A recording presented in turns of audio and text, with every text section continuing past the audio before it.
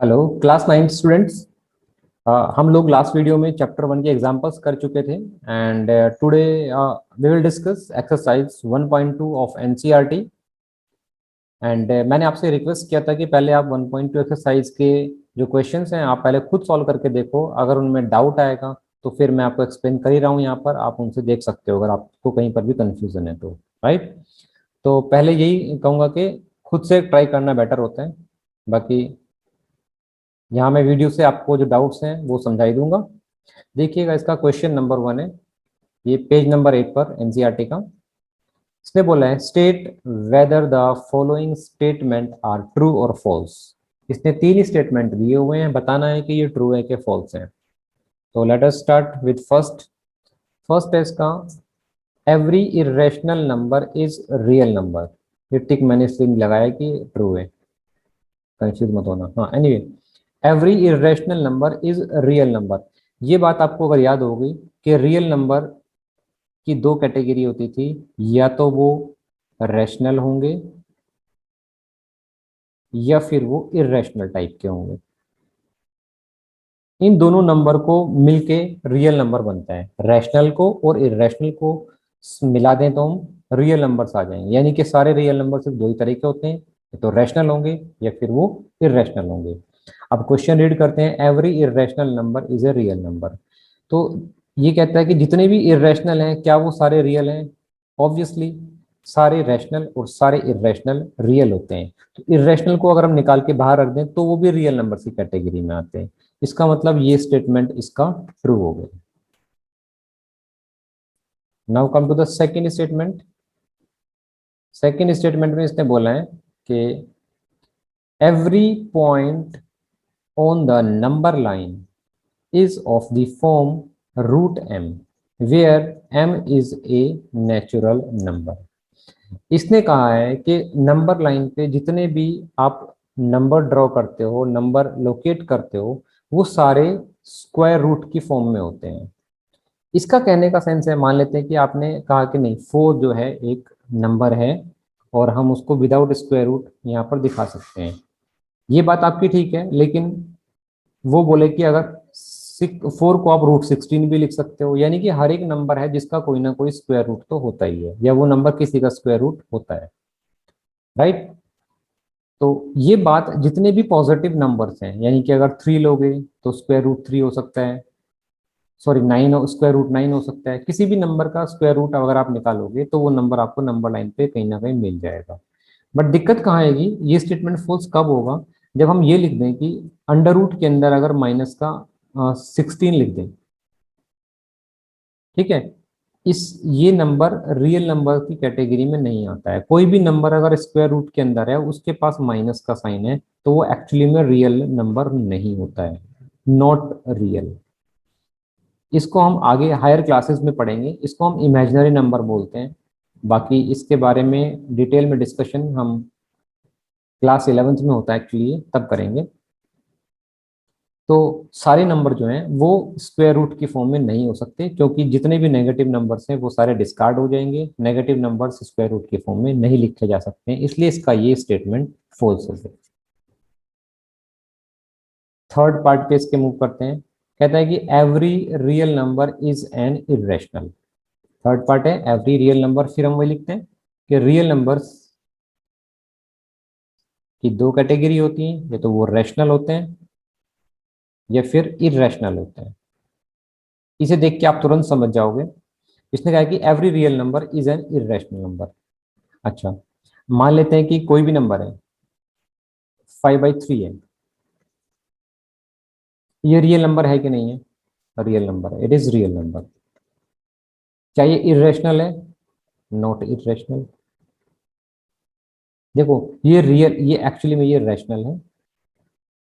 अब इसने कहा है कि जितने भी रियल नंबर आप लिखो वो सारे इरेशनल होंगे, ऐसा नहीं है। रियल नंबर्स में रैशनल भी तो होते हैं, जैसे कि 5/3 मैंने आपको एग्जांपल दिया। तो इसका क्या मतलब हुआ कि सारे रियल नंबर्स इरेशनल नहीं होते हैं। तो इसका ये स्टेटमेंट भी फॉल्स हो गया। Now come to the next question, question number 2। Second question में इसने बोला हुआ है, कि are the square root of all positive integers irrational. ये कहता है कि जितने भी स्क्वायर रूट होते हैं, ध्यान से पढ़ना क्वेश्चन को, क्वेश्चन नंबर 2 है इसका। Are the square root of all positive integers irrational? If not, give an example of the square root of a number that is a rational number. तो मान लेते हैं, ये एग्जांपल से मैं आपको दिखाता हूं। कोई एक नंबर है अंडर रूट में 7, ठीक है, ये पॉजिटिव इंटीजर है 7 और इसका स्क्वायर रूट है, तो ये इरेशनल है क्योंकि इसका हमें परफेक्ट स्क्वायर नहीं पता। ये सब हम पढ़ चुके हैं। ये √7 √3 ये सब इरेशनल नंबर्स की कैटेगरी में आते हैं। अब आप बोलोगे √11 ये भी इरेशनल हुआ, पॉजिटिव इंटीजर है और स्क्वायर रूट के अंदर है, यानी कि ये भी स्क्वायर रूट की फॉर्म में हुआ। अगर मैं बात करूं √4 की, देखो ये 4 एक इंटीजर नंबर है और स्क्वायर रूट की फॉर्म में, बट हम अंडर √4 को क्या लिखते हैं, 2 लिखते हैं, ठीक है। तो इसका मतलब क्या हुआ, ये रैशनल नंबर है बट स्क्वायर रूट की फॉर्म में नहीं है, राइट। अब इसने यही पूछा, तो आप इसको एक प्रॉपर ये एग्जांपल दे सकते हो कि under √4 is equals to, actually में 2 होता है, it is a rational number and square root की फॉर्म में लिखा गया है, जो कि उसके स्टेटमेंट को गलत प्रूफ कर रहा है।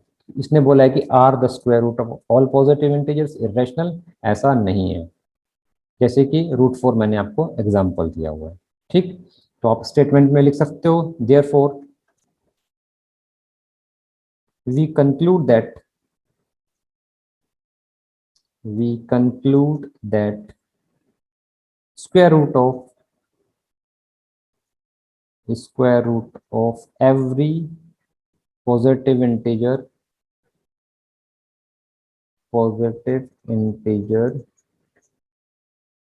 is not an irrational number,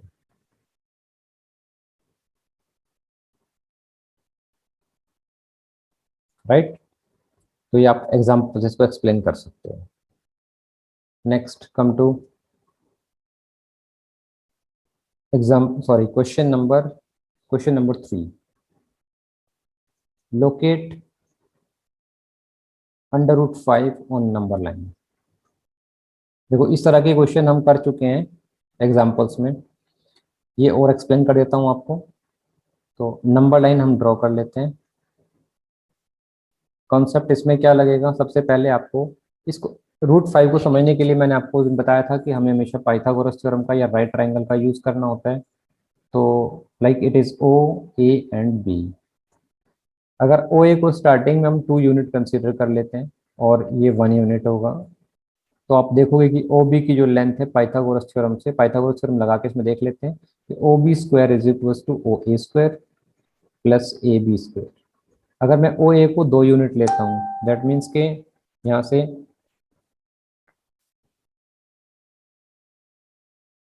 O A is equal to 2, that means 4 plus A B हमें पता है 1, दैट इज 1 का square is 1 and O B square is equal to 5 and O B is equal to √5। अगर आपको ये concept समझ में आ गया है तो इसको नंबर लाइन पे ड्रॉ करना बहुत आसान है। जैसे कि आपको पता है कि ये नंबर लाइन पे ओ पॉइंट है जो 0 है, यहाँ 0 से स्टार्ट होता है, वो मैंने ओ मार्क किया हुआ है। ये 1 यूनिट काट लेते हैं, ये 2 यूनिट काट लेते हैं, देन 3 4 ये चलता चला जाएगा इधर। तो सबसे पहले हमें क्या करना है, 2 यूनिट इसमें हमें मेजर करके मार्क कर लेना है, यानी कि ओ से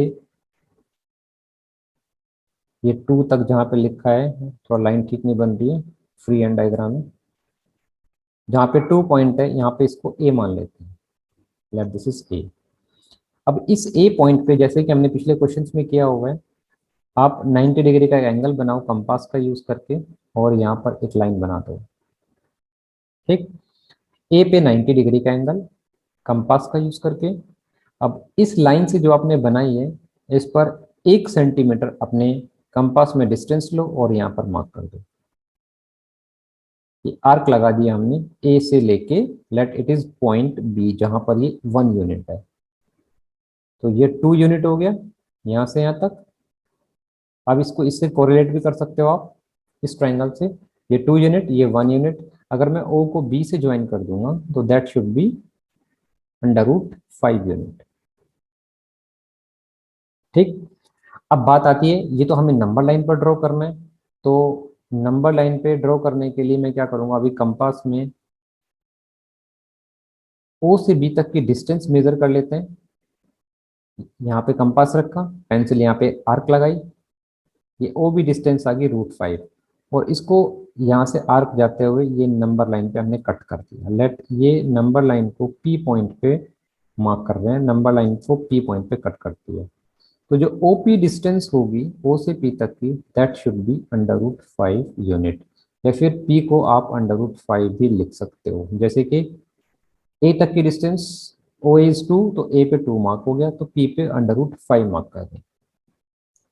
ठीक है, तो आई होप कि आप लोगों को ये कॉन्सेप्ट, ये वाली एक्सरसाइज बहुत अच्छे से समझ में आई होगी। इनफैक्ट अगर आपको फिर भी कोई प्रॉब्लम है तो आप मेरे से कमेंट बॉक्स में आप अपनी क्वेरी लिख सकते हो, तो I will try to again explain the things.